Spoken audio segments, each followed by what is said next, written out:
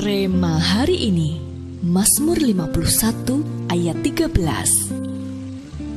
Janganlah membuang aku dari hadapanmu, dan janganlah mengambil rohmu yang kudus daripadaku.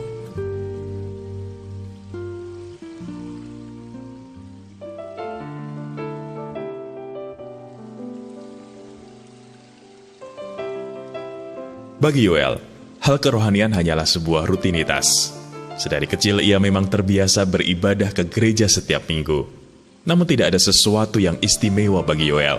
Bahkan ia sempat antipati dengan gereja Kristen karismatik karena dianggapnya terlalu fanatik. Dulu ia sering menertawakan orang yang berbahasa roh dan menjadikannya bahan olokan. Sampai setelah dewasa, Yoel menghadapi badai besar dalam hidupnya. Saat itulah ia baru menyadari bahwa ia sangat butuh Tuhan. Semua hal yang berbau kerohanian dilahapnya seperti orang yang kehausan dan kelaparan. Ia ikut komsel, som, retreat encounter, dan rajin membaca firman. Satu pagi, saat Yoel bersaat teduh, Roh Kudus turun memenuhi hati dan pikirannya. Hadirat Tuhan begitu kuat, hingga Yoel hanya bisa menangis dan menangis. Merasakan betapa Tuhan mengasihi dan memeliharanya. Bahkan sejak ia masih hidup sembarangan dan seenaknya, Tuhan telah terlebih dahulu mengasihinya. Bagi itu, Yoel jatuh cinta dengan Roh Kudus. Kini ia mengerti mengapa orang Kristen begitu gigih mencari dan selamatkan jiwa, sesuatu yang dulu membuatnya selalu menghindar dari orang Kristen.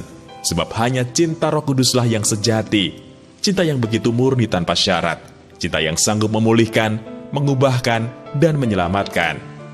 Ya, ketika kita sungguh-sungguh mencari Tuhan dan berusaha sekuat tenaga menghidupi firman-Nya, Roh Kudus akan memenuhi hidup kita. Dia akan membuat kita bisa mengerti dan memahami perasaan Tuhan dan apa kehendaknya atas diri kita.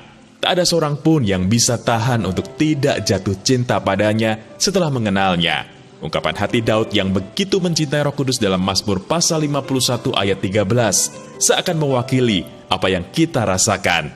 Di tahun Roh Kudus ini, mari kita penuhi hati dan pikiran kita dengan Roh Kudus. Berikan Dia tempat utama dan biarkan Dia berkarya sepenuhnya. Maka kita akan melihat betapa dahsyat dan luar biasa apa yang Dia kerjakan dalam kehidupan kita.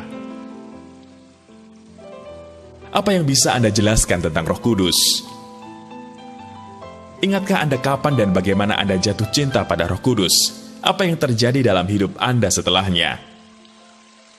Komitmen apa yang bisa Anda ambil untuk dapat mengalami kepenuhan Roh Kudus?